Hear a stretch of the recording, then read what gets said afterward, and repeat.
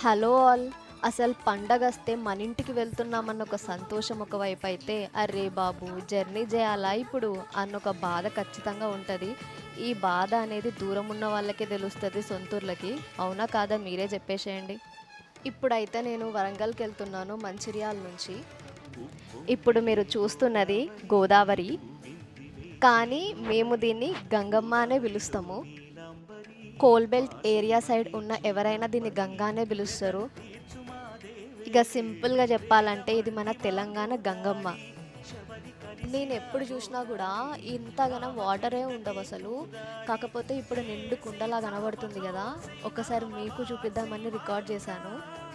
ఎంతో ప్రశాంతంగా ఉంది గదా చూస్తుంటేనే.